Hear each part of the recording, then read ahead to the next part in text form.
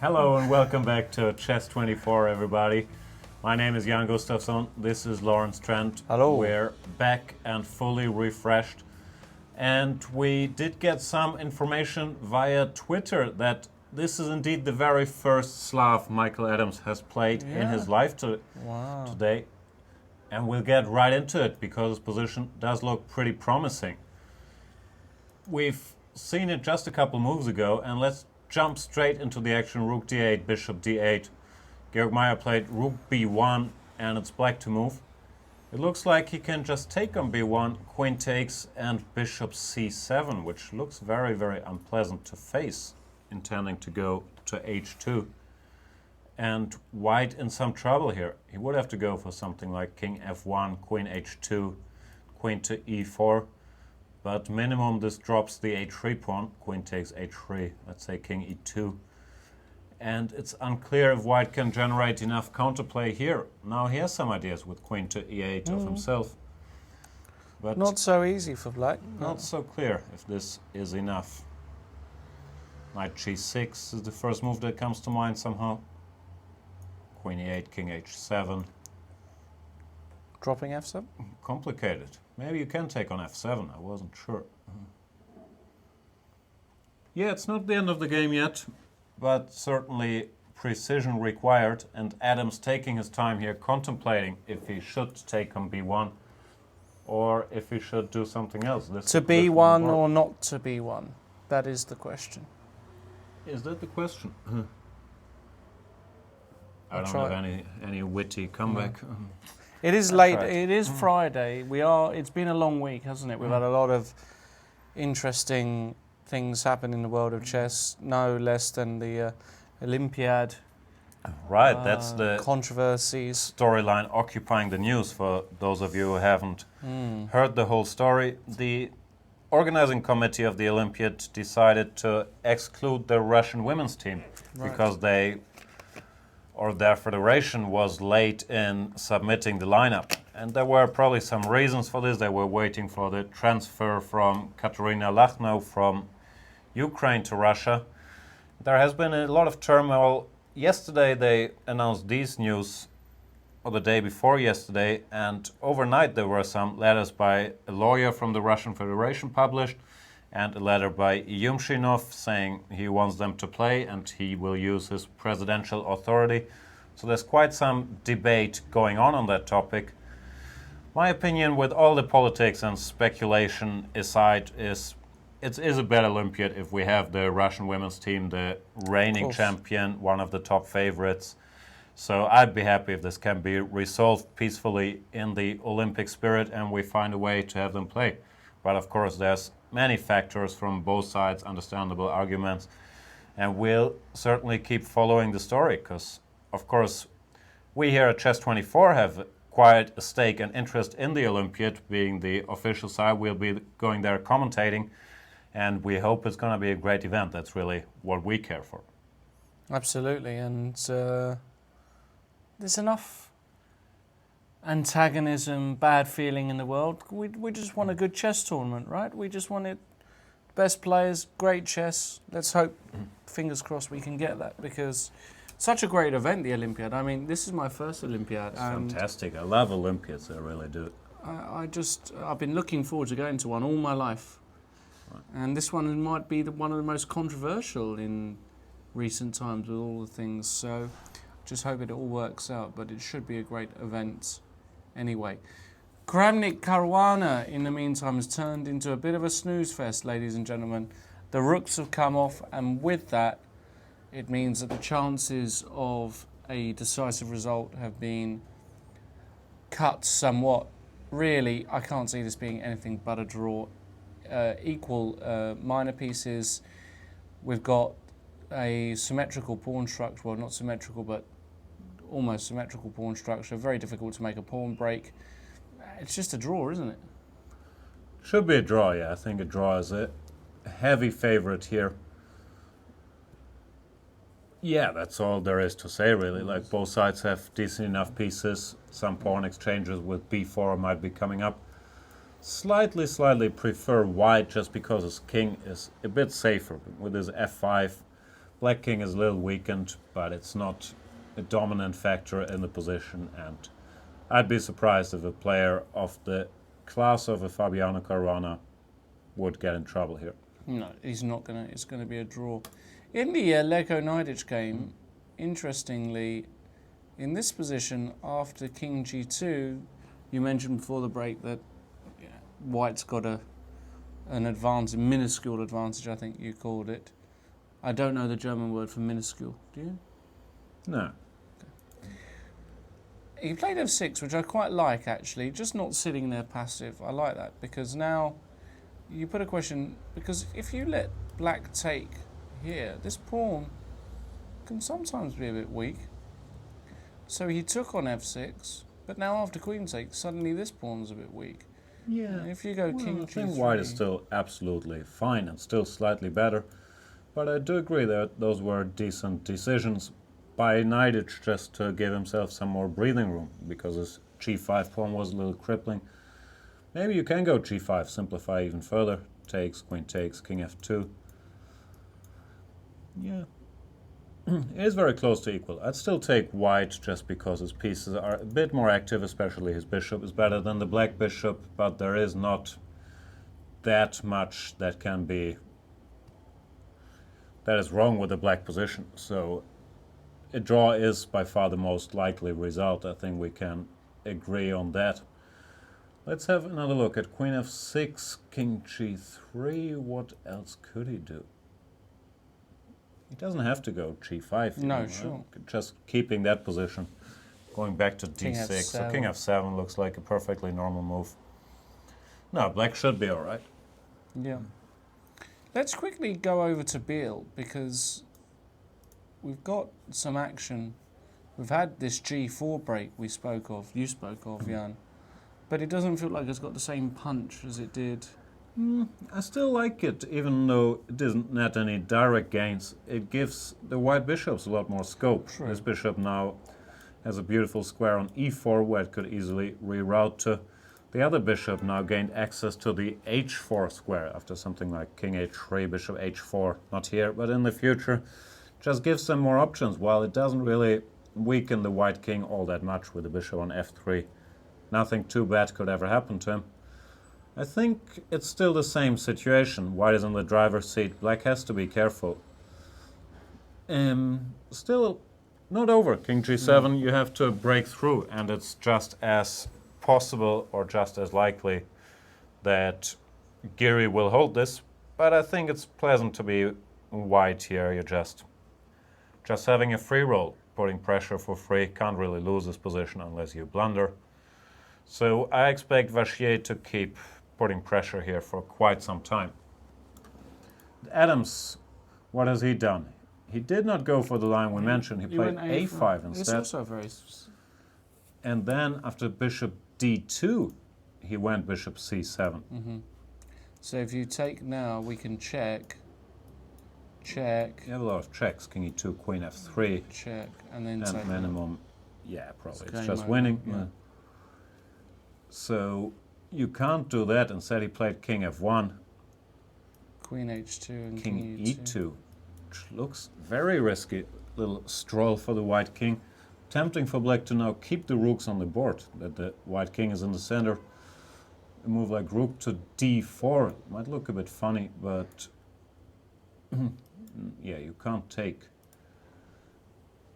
I don't know, feels very risky for white, doesn't it? And black has the simple idea of queen takes h3, queen takes g4. So what could he do? Move like bishop e3 maybe? Target that rook. Rook d6. I don't know, let's say queen e4. You've also got rook e6 now, haven't you?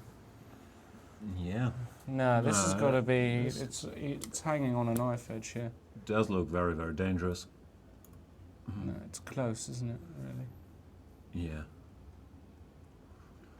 Michael Adams keeps reinventing himself, playing the Slav. After Amazing. 100 years, he discovered d4, d5, c4. Why not go c6? Like, defend the pawn. Because he used to play the get bishop up. Caracan, Mickey. If some It's a natural fit for him. It is, isn't it, really? I'm so surprised he never played it before, at least experimented with it once or twice.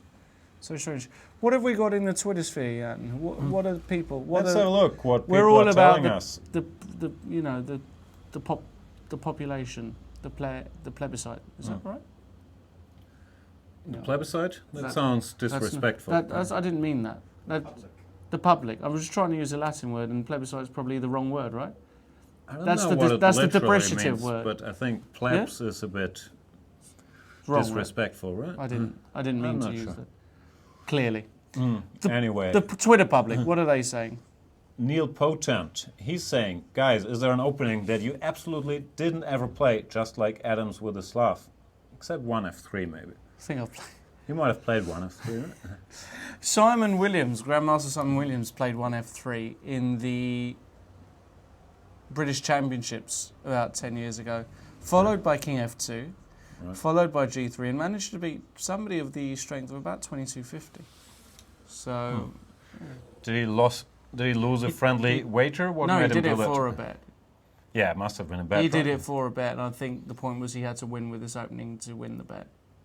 Fair enough. I can't remember exactly how it worked. Simon, if you're watching, please let us know. What openings have you never played? Let me count. Well, I haven't played 1e4 since... Ever? No, I've played it a bit when I was a kid, but I don't think I've played it seriously since around 1994. Oh my goodness. So, not a lot of 1e4 action for me. I've never played the French, because my first coach, he was not a big fan of the French opening, so he was always teaching us how to do well against the French. He was obsessed with this three-knight d2 line, and it was this big thing, like, don't play the French, it's a horrible opening, only weird people play it. And it's a bit of a sad story. He died at a young age. He had some problems with alcohol, but I did promise him I would never play the French, and I'm sticking to that.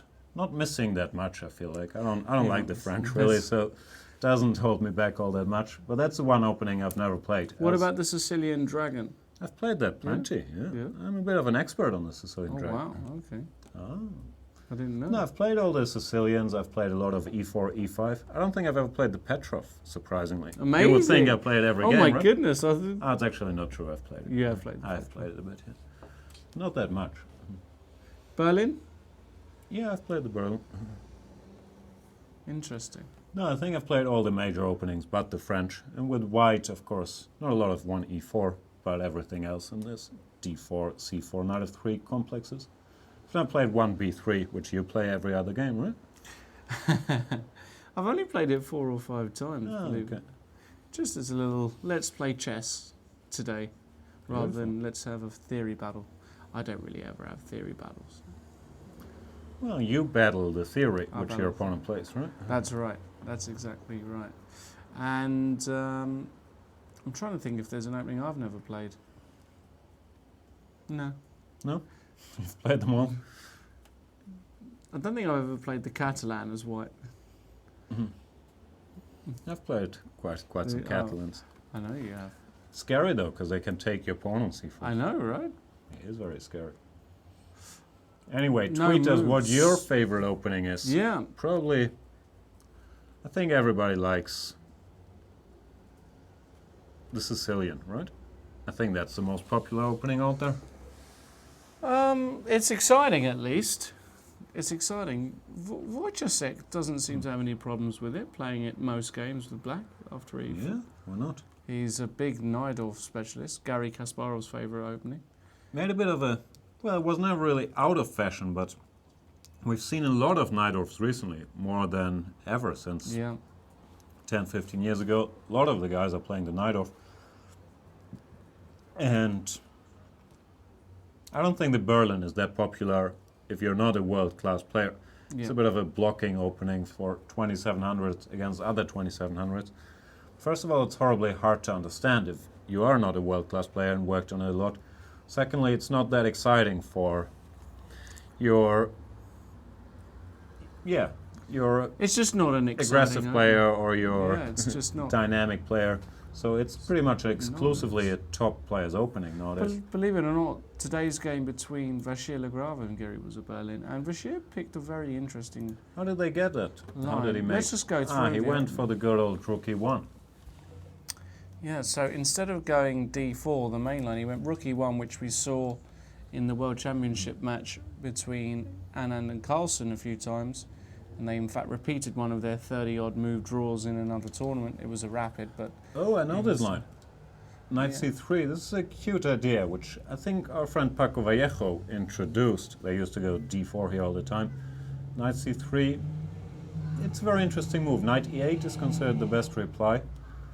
Knight d5, bishop d6. And here, Vachier went rook e2. Everybody and their dog playing rook e1 here. Yeah, But he prefers it on e2. very subtle. Very deep stuff. It's deep, yeah. The point of all this is that White is hoping to gain the two bishops, which he did in the game. Yeah. It's a long line, normally played with the rook on e1, knight e3, bishop c7, knight f5, and knight e7 check is coming, cashing in the two bishops. I was looking for another word for bishop. There is none, right? No, we only Bishops are have bishops. one. Bishops are Officers. Officers? In German, some people call them Offiziere, and in some other languages they're called officers. But not in English, What is huh? the German word for bishop? Well, it's Läufer, which Oh, Läufer, that's but right, yeah. Offiziere. But what does hasn't Läufer heard. mean? I don't know if it really means anything. I think could loosely translate it as runner. Runner? Yeah, like 100-meter Läufer is someone who runs 100 really? meters. Yeah. And I think I like the English vocabulary. It's a small carpet you put in front of your door or something. That could be a Läufer. I'm not that sure myself. So it's either a runner or a small carpet. Right, I think those are your two options with Läufer. Wow. You learn something every day here at Chess 24, people. Anyway, we got Speaking of learning, I'm sorry. Yeah. Pablo Byrne is defending your Latin skills. He says plebiscite is exactly the right word, meaning the voting public. That's what I tried to say. I think it's the shortened version that you can I use think, in certain plebs concepts. is used as a As- derogative term, but but plebis- probably it doesn't mean anything bad, literally. No, but plebiscite, I think, is just the voting, the peoples. I think it's Peeps. the peeps. We'll You're a call highly educated man sometimes. we'll just call them the peeps The Peeps. to avoid any. Peeps show, we can call the show. Did you that. ever watch Peep Show? I'm not sure. It's an English show. Very, very funny, very dry English humour. No, it doesn't ring a bell. We had David something Mitchell. called Peep Show in German TV I like think it's a 20 years different ago. I thing, think yeah. that's a different format. Yeah, it is. It is a slightly I different. might or might have not watched it. No, I don't think I've watched it much. Well, in this game, he got this f4 in, and it's amazing. He just slowly. Yeah, nothing special, but you know, two bishops are two bishops. He slowly built up some small advantages. That pawn fixed on d4. Now he managed to get in b4, Yeah, isolating it, open up the queen side. He is a very strong player, this he's guy. extremely strong. And I was happy to see, I think you were the one who told me that the field for the Sinkefield Cup in Yeah. St. Louis was published. Amazing. Bashir's Poised going to to be be the there. strongest tournament ever with, I believe, Carlsen, Aronian, Nakamura. Caruana, Nakamura, Kayakin, and Vachier, Yeah. which at the moment would be a 28.03 average. Oh my goodness. Not so bad, right? Whew. Imagine playing that on Mm. average rating 28.3. What would you need for a Grandmaster norm? 1 out of 9. Nah, it's very hard to make a GM in these tournaments. It You is, probably still need 3 out of 9 or something, or 2.5. Probably 3, and they're not easy to get. No, it's absolutely not. But what a tournament that will be. Yeah, it's going to be spectacular. Really Excuse looking me. forward to that one shortly after the Olympiad, which of course is the big event that is coming up. But yeah, Great. So we'll. got everything you need in that one. You got the Carlsen Nakamura story, you got your favorite player Caruana, Vachier, fresh exciting player, Levon Aronian, he's not really an enigma, but I'll call him an enigma anyway. The Armenian enigma, Levon Aronian. Sergei Kayakin, who won Norway The Chess. Rock. He's in every tournament, He's Sergei just the Kayakin, Rock, right? isn't he? No He's disrespect meant at all to Kayakin. He's a great a player. great player. Yeah. But I would like to see Grishuk in that field. He's world number 3 or number 4. Yeah, why isn't he playing? I'm not sure. I'm not sure it's been finalized if he's been Right. invited or not. But well, first of all, he's a very fun and clever guy, and I also enjoy Grishuk's chess. He always has interesting stuff. And he brings the side notes, the time travel drama. I don't understand why not every organizer wants him around. Maybe they do, I'm not sure. Who knows? Well, we'll keep our eyes peeled for that tournament. What else is going on? What else is going on? I'm looking at the Twitter sphere. Tabang Bili is a martial attack player with the black pieces. Run you rugged as early as possible. Yeah, I've played a bit of martial in my days. Was a bit of a specialist. I still like the martial. The problem is people don't allow you to go there. They always play some d3 at an early stage, and they have found ways to make it a positional maneuvering battle instead of the slugfest us martial players are hoping for, which is very unfair, and also one reason why the trend has shifted towards the Berlin, which gives you as good a chance of neutralizing White's opening advantage, but gives White less chances to find some slow maneuvering battle. Vachier found one today, though, and he got an edge. Absolutely. He did indeed. Well, Neil Potent is suggesting the King's Gambit suits your style. Yeah, the problem with the King's Gambit, Neil, is that you lose a pawn on move 2 and weaken the diagonal between your... I agree. It doesn't really make much sense, the King's Gambit. I always thought it was probably the second worst move in that position after bishop a6. That might be strong. I'm not sure. Knight After h3 e4? must be pretty appalling as well. Yeah. No, it's not that bad, and a lot of strong players play it Of course. occasionally. Nakamura, Nigel Short, and so on. It's by no means as bad as it looks, but yeah, I also couldn't get myself to do it. Give up a pawn on move 2 and weaken your king. It doesn't make a lot of sense to me. Yeah, I've never done that. Some gambits make sense, like the Evans gambit, you understand, right? You give up an unimportant pawn and you win 2 Right. tempi to build a center. That makes total sense. But 2 f4, if it weren't as famous, like, why would you do that? It's a very good point, Mr. Gustafsson. Let's check in with Maya Adams, because we've got a line that we basically looked at a while ago, except that the pawn was on a6, Yeah, now it's a on bit a5. different. He didn't keep the rooks on the board, which I thought looked very strong after king e2 to just play rook d4 Very strong and move. keep that dude around.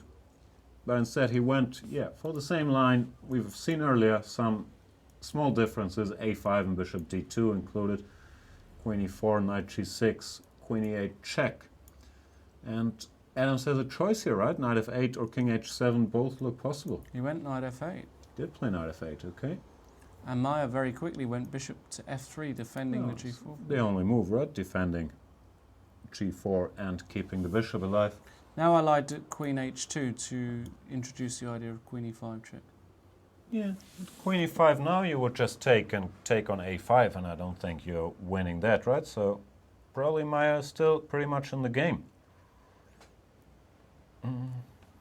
But yeah, black is a pawn up. If you can't generate any threats, you don't even have to go queen e5, No. queen d6 back, and then queen D6, e6, yeah. whatever. Not gonna be easy. I think it's fair to say that Adams is better here, and he's the one playing for a win. Absolutely. Come on, Mickey. You can do it. So biased. I am. In the vachier-lagrave game, queen c7 just played by Giri. Self-pin. That looks ugly. Just bishop f3. Yeah, but maybe his idea is he wants to go, for example, if I go here and you go bishop e4, can I go knight d5? Oh, okay. Sneaky. Even the ending, I think white is better. But I'm not sure But you no, want but this is not close to... this is very... I'd be happy. Bishop c6, king f3, king e4. I think it's very unpleasant.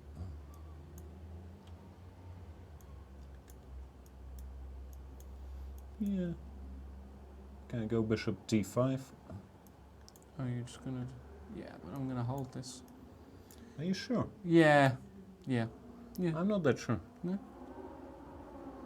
Bishop c4. I mean, I think it's holdable, but that you're going to hold this. I'm not. Oh, right, I see what you mean. You've got to be careful. And this is on the board, bishop f3, king g7. So the question is, I like queen b5, just keeping the queens on, you know? Let's make him work, really work for his draw in this position. That is a good move, yeah. The problem for black is it's very hard to move anything. You want to go bishop d6, but then bishop d4 wins the house. You can't go queen e7 because of queen c6. But yeah, queen c6.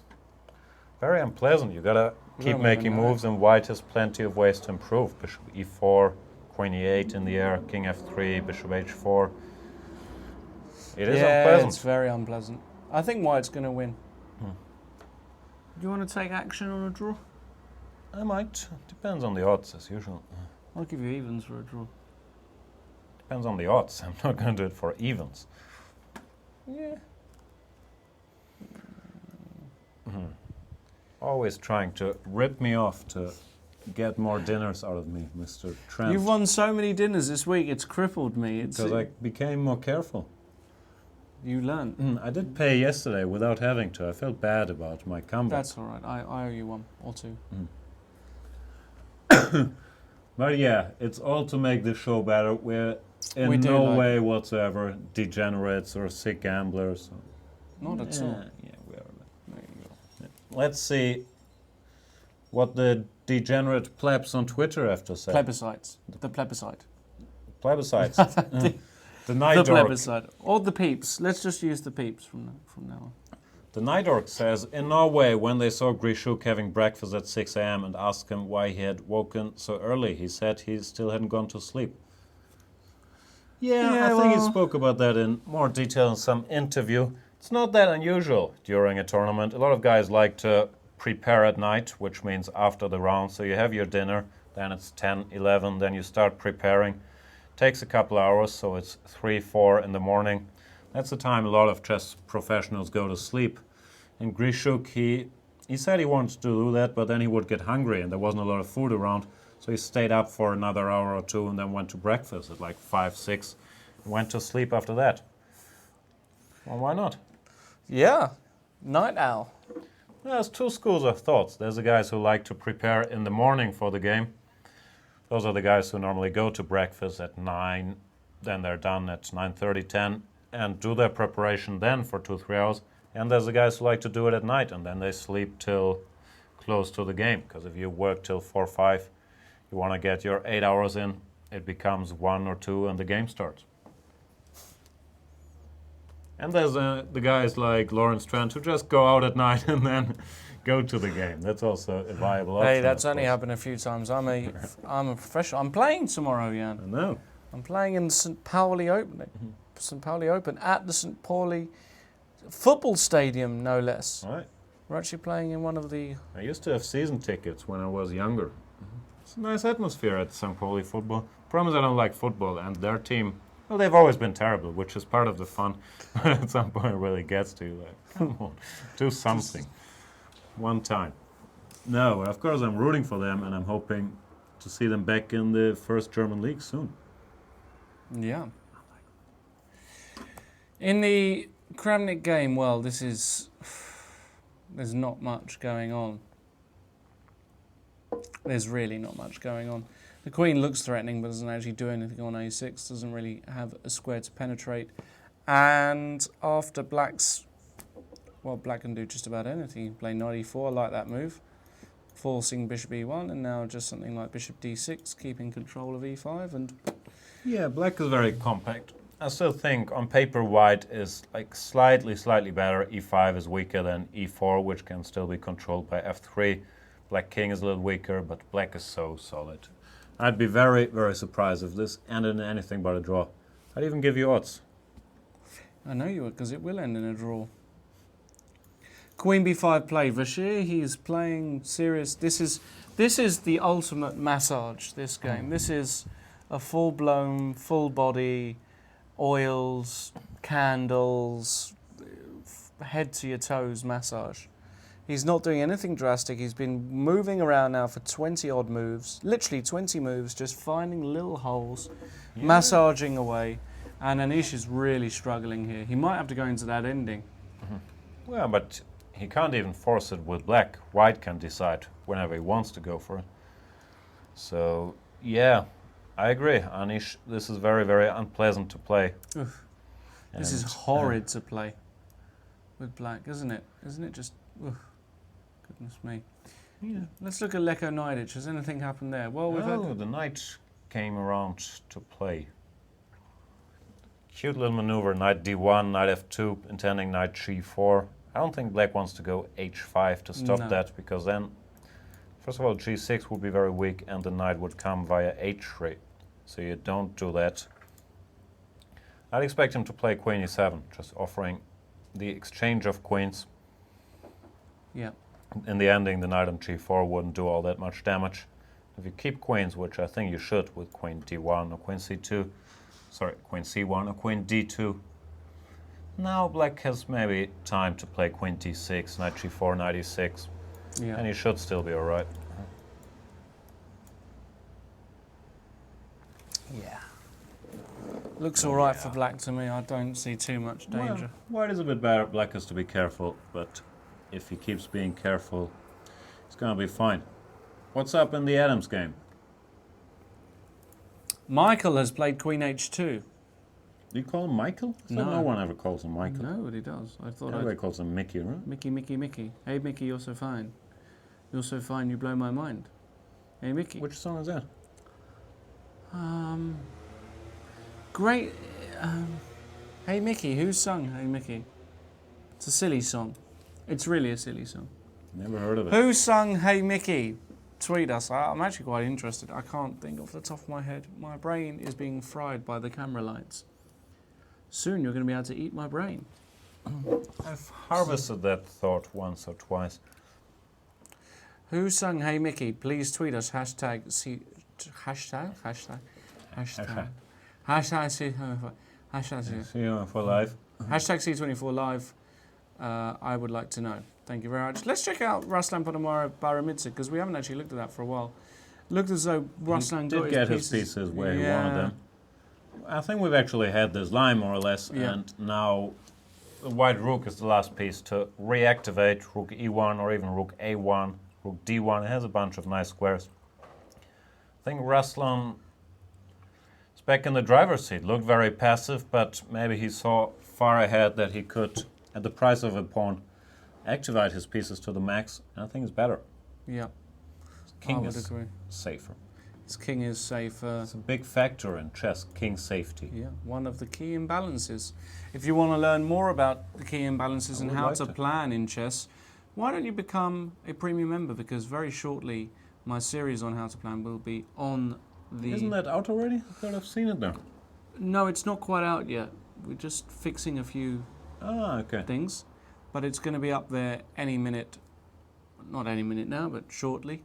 And one of the things I talk about is what we do when we try and plan chess. What's the process? Very important process. I never try to plan. I just play move by move, and then later, if you annotate the game, you pretend like you follow the master plan. No, I'm kidding. I think chess has become more concrete, but of course there's a lot of elements to planning. Of course. And there's a good old discussion. Is it better to have a bad plan than no plan? I always say it's definitely better to have a bad plan than no plan. I disagree. I think having no plan is better than having a bad plan. A bad plan is bad by definition. But a no plan might be worse, and it shows some ignorance, in my opinion. Yeah. I'm just going to play a move. Why? Yeah.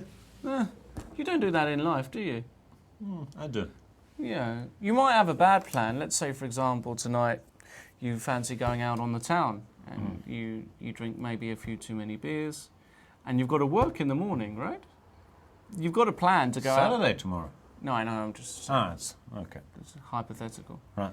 Drinking a lot of beers and feeling terrible the day after, that's a bad plan if you've got to work, right? You shouldn't really feel terrible when you have to come to work. I thought that was a good plan in your book. But... It's better than staying at home with no plan, that's what you're saying? I'm saying that no plan, you never know, it could be worse than your bad plan. How could no plan be worse than your bad plan? You could go out, goodness knows what could happen. You could fall off a bridge. You know, that's not because of bad planning. Because of bad planning. Because of no planning. If you had the great plan, I'll get wasted. Then you can't fall off a bridge. That's your point. Oh, I've bungled that one. Why couldn't I make that work? Because you're wrong. Am I wrong? No, I'm not. No, I think if you have a bad plan, Yes, Mr. Producer. Better re-record the series. We're going to re-record the series. we can include a little chapter on that. You could do a bonus chapter. Planning of your drinking night out. No, I don't drink anymore. I know, but hypothetically, I do. you drink a lot, right? Nah. Queen c4 played by Vachier. And Threatening. Bishop takes d4 Yeah. check. Just keeping Anish on his toes. Queen little b6. threats. And now just queen d5. Yeah. Also, what he's doing is he's trying to stop knight d6 and knight f5. I'm not Because sure. now knight d6 runs into queen e5, and that's the end of the game. Is, this is game over. Yeah. The bishops are coming in. Just Say to king h7. Oh, yeah. checky. Checky. Czech Republic all over the place. Checks. You know, we can win g6. Yeah, it's just... Probably it's even forced. Yeah. No, you can't do that. And that's the problem with black being more active, like one small misstep. With white being more active, sorry. You just get punished. Love it. Love Vachier's. What a technical... Well, he's playing really well so far. In the Lecco game, the queens have come off. When are these guys going to shake hands? Pretty soon, you would think. I wouldn't think so. I still think white's basic advantage as bishop is better than the opponent's bishop is around, and I'm not sure. I think Really? the queens came off under under decent circumstances, I was going to say. What happened? Queen e7 was played, like we said? Yeah, queen e7, knight. Oh, but hang on, no, he did play g5. That's He the played difference. g5, Ah, yeah, yeah. I thought queen e7 here, maintaining the structure. Yeah. But he went g5, which looks obvious enough as well, but it gives black a bunch of weaknesses or weak squares on that Now you went king queen side as e7. well. No, okay, they exchanged them. Knight f6, king g3. This is I don't know. I think white is fully entitled to Play hope on a little bit here.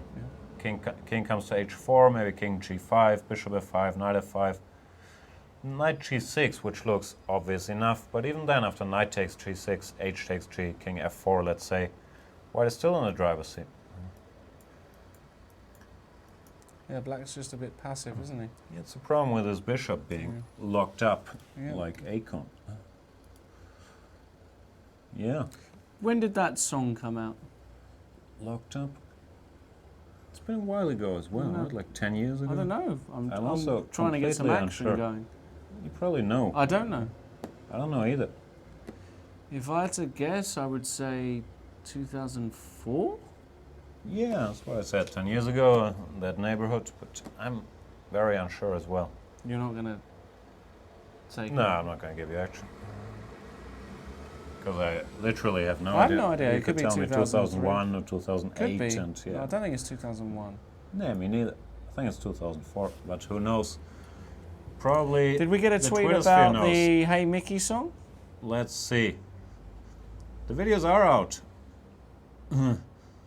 Clive Waters saying, Lawrence, congrats on your planning vids. Loved it. Still looking forward to Jan's white to play and Oh. draw. There is some very, very drawish lines coming out soon, actually. Oh my goodness. Don't you Has worry. he seen it?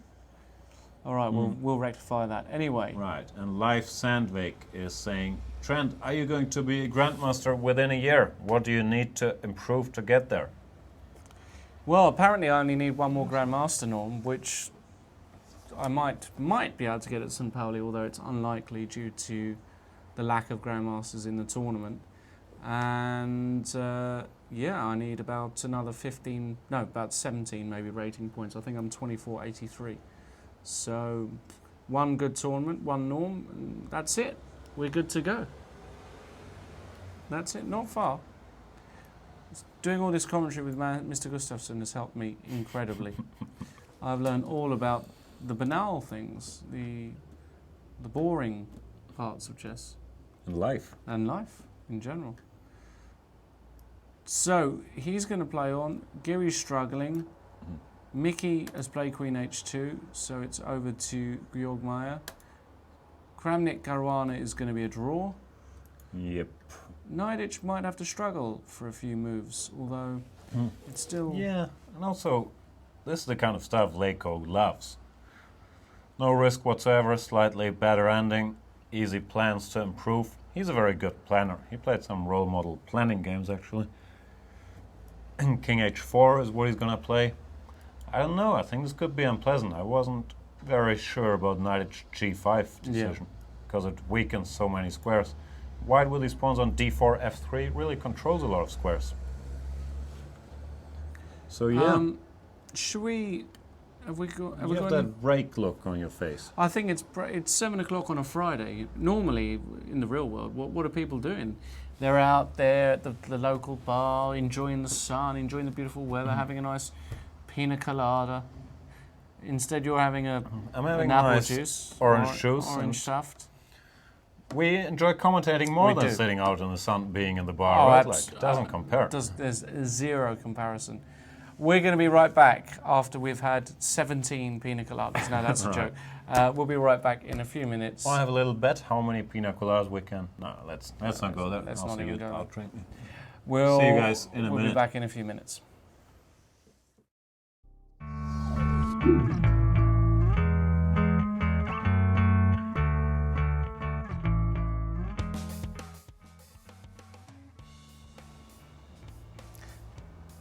Hello and